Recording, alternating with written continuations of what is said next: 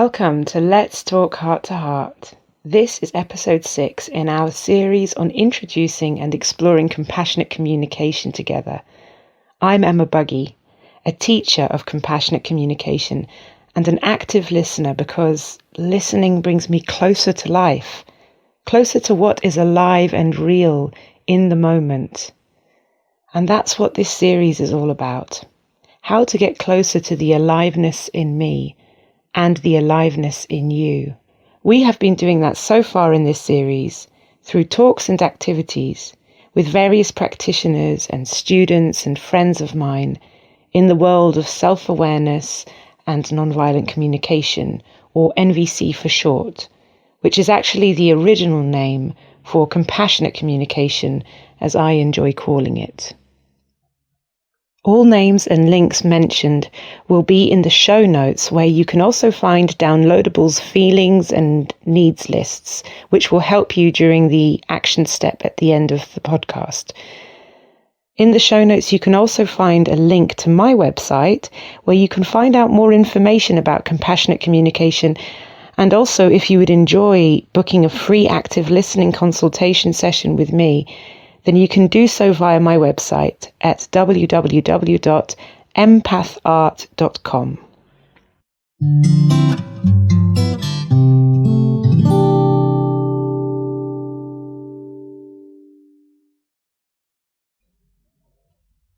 So for today's session, we're going to be looking at the beauty of the need.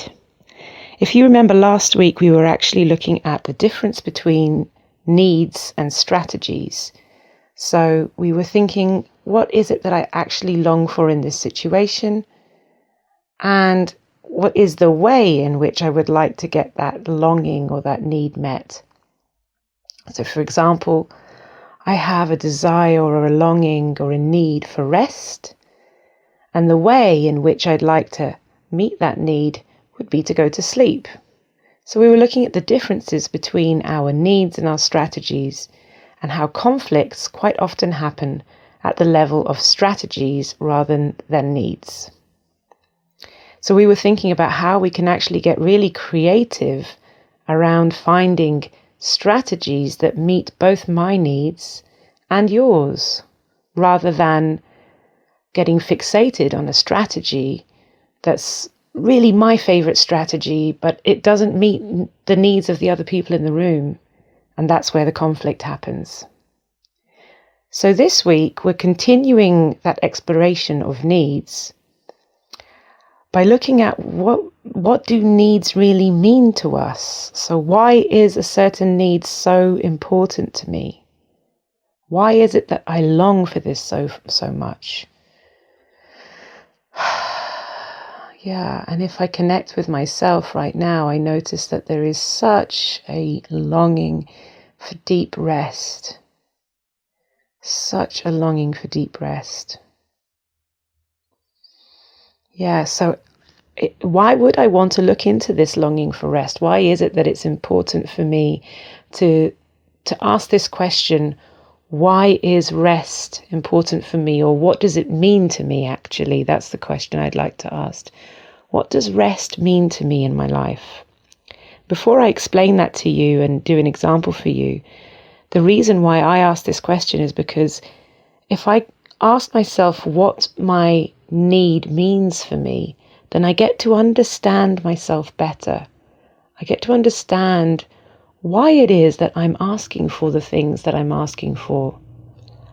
I get to understand what it is inside me that's moving me towards this longing or desire. So in a way, I have more control, I have more options, I have more creativity if I know why. It also helps me to get to the core of what I'm really longing for. You know, again, my wonderful teacher, Yoram, he says, what is my life project? And quite often I find that when I really look deeply into my needs, my longings, my desires in life, they're very, very, very closely linked to each other. Very often coming back to my life project, my main goal in life, the one thing that I seem to be obsessed with my whole life, this one thing that gives me so much more meaning or clarity or freedom or whatever it is that I'm looking for, it always comes back to that place. So through questioning my longing, my desire, and really getting to the juice behind it, then I can get to know myself better, get to understand my life project, get closer to that core of me, and talk with myself from this gentle, curious place of, that's what you're longing for, my sweetie. Rather than having this frustration of not really knowing or blaming other people because they're not somehow doing or giving me the thing that I want, which I'm not really sure what that thing is or why I want it. So you see, it's claiming responsibility, which is so much easier. It sounds so much easier than it really is, of course. So yeah, this is why I want to ask myself this question. And finally, it's because it's an act of self-connection for me. It's a process of connecting with myself. And the more I ask myself to connect deeply within, and the more that I actually do this, again, the better my relationships become with others. The better my relationship comes with myself, because I let go of all that tension of not understanding. And of course, all that tension and that misunderstanding can still be there. But I notice that the more I self-connect, the more I look within, then the more spaciousness there is, the deeper I go into that pool of learning and growth, and suddenly my muscles become less tense, and I have more space, more water to swim in, and it's more enjoyable to be with, even if it's still painful.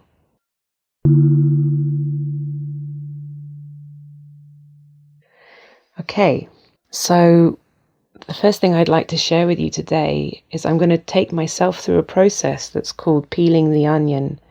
This is a process that I am inspired by Yoram Mosenzon, the teacher that I work with on the year course that I do with him in Amsterdam. And I'm going to be explaining my understanding of this term, peeling the onion. So for me, peeling the onion is really starting with the first need that comes to my mind. So right now, I was talking about my longing and desire for rest, that being the first need that really comes to me. Could be that this comes to you after doing a process of sitting down and writing and then really thinking about it. But I'm going to leave that part out for now and just say I've got my main need, rest. So I really want to understand what is behind this longing for rest. What does it mean to me? What does rest mean to me?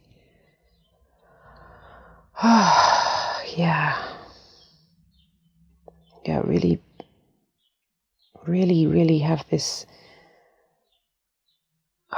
desire to just let my body melt into the bed, and I have images of being pampered that come to my mind, like massage and softness, and melting into the bed, and many hands gently petting me on my forehead with incense. And I realize that actually behind this longing for rest, there's even more, this longing for care, like being taken care of. I have this, it'd be so nice to just be completely taken care of.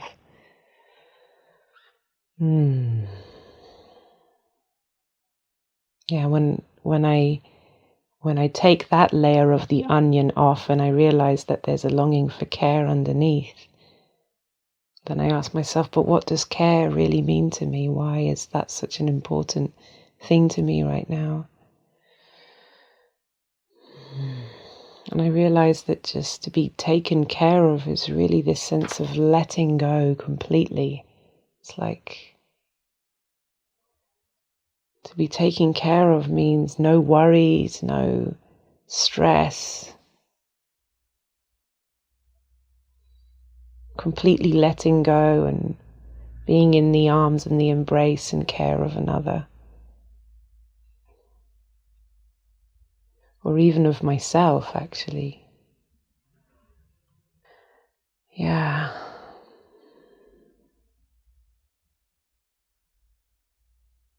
Yeah, and I notice behind that longing for care, being taken care of, actually, there's just this desire for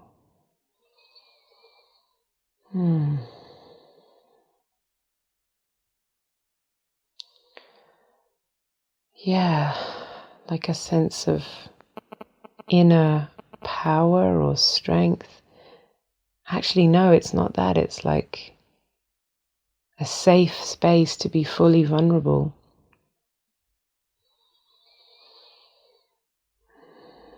Yeah, that there is so much vulnerability in me at the moment, and I just long for this safety and ease, like complete safety. I always have an image of being held by my mother, having a song sung to me. And suddenly this image comes to me of myself walking through the forest, and I'm singing to myself. Yeah, and I realize that actually there's a very deep longing for self-care.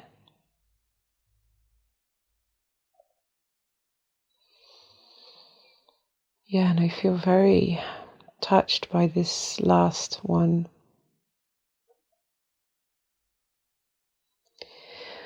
Oh, it's been so long that I've been longing for this self-care, this like energy, vitality that comes from me taking the steps towards looking after myself physically, like really in movement, in meditation, and these are all strategies, but they come to my mind like I want this confidence in myself. I actually realized that behind the confidence there is this longing to trust myself, that I can hold myself in those really painful moments. And as I say this, there's like a rush of energy coming through my body, and I feel my hands are sweating, and it's a very deep need for trust. And I'm going to stop the process there because I could continue, and it's very wonderful to do this with a partner. Helps to have a witness there of the process. But I noticed that I really got to a new place. Like, this word trust for me has not come up very often, and I'm suddenly very inspired and curious to sit with this. What does trust mean to me? And so you see, this is a self-exploration process. You can keep going with it and take time and really do it through writing or through speaking to a friend who would witness and listen to you as you explore within yourself. So just to explain again, the process of peeling the onion is to keep asking, this is my understanding of the process anyway, is to really just keep asking yourself that question, what does this mean to me? And then what does this mean to me? So each time I go down a layer, I peel off one layer and I reach another layer, peel off another layer and I reach another layer. And it can be very helpful to have a needs list in front of you so that you can take your time, you can see which words come to you. notice if you pick a word from a needs list and whether it touches you in any way or whether it feels not quite the word that you are looking for, in which case you might look for another word. And that's why through journaling and writing you can really explore within yourself, taking your time to really look within and see what is it that I'm really longing for. Yeah. And I find that if I do this, I'm so much more likely to know what it is I want in the world and also in my relationships, because I have more clarity, more understanding of what it is that I'm really longing for. And so therefore these strategies of how I can get these needs met come to me so much more easily, so much more naturally, without having to think so much, without, looking for them as a way of fixing my dilemma, and rather as a seed of inspiration that arrives from this place of truly connecting and truly knowing myself. So I'm going to leave you with that as an activity to try at home. Please let me know how it goes for you. And I want to mention one last thing that can come up, which is that once you land on a need that you really want to sit with or that really touches you and you feel like, okay, there's nothing else coming up right now, then see what happens next. Is there this sense of mourning that need, like, oh, it's so painful that this need is not happening for me right now? So, for example, it could be true for me that, I notice that my need for self-care is really not happening in my life right now, or I notice the pain inside of me when I recognize that desire for self-care. Like there's a pain in me of, I so long for it so much. It's so important for me, and it's really painful to recognize it. So that's one thing that can happen. And another thing that can happen is a celebration of that need. Like, wow, yes, I notice how much self-care is important to me. It's like, wow, suddenly I feel this real lightness and opening in my chest when I connect with how beautiful that need is for me. I just remember all the moments when I do things that are fulfilling that need for self-care and how much it changes my whole inner being and outer being. It's just lighting me up, and it's really, really, really giving me this sense of vitality, and it's just so delicious. So these are the two things that might happen. And my suggestion, or invitation rather, is that you really invite yourself to go with whichever one comes up. And if it is that you have a morning, then really sit with it. Maybe spend some time writing or thinking about it. Really coming back to this word again and again and checking, is this the main need? Is there something underneath it? And then see if it naturally goes into a celebration of how important and how beautiful that need is for you. And it's okay if it doesn't. That isn't necessarily the aim here. It's just that there is space for that. Once we really, really get a chance to mourn the lack of that need in our lives, or the longing of that need in our lives, then there can be space to really connect with the celebration and the beauty of how wonderful that need is and why it's so important to me, and how it changes my physical experience internally when that need is met. So I'm really curious. I'm wondering how this touches people, if it's confusing, if it makes any sense, if it's something that you've tried and you're just blown away by it, then I'd love to hear from you. If you have questions and you're feeling a bit like, hang on, I still don't understand the reason behind this, or anything else that comes up, I'm really, really wanting to connect and hear from the people who listen to these podcasts. So please do leave a message in the comments of the podcast or in the comments section on the posts on Facebook or wherever you find this. Or even send me a message at emma.empathart@gmail.com, and I'd be very happy to speak with you directly.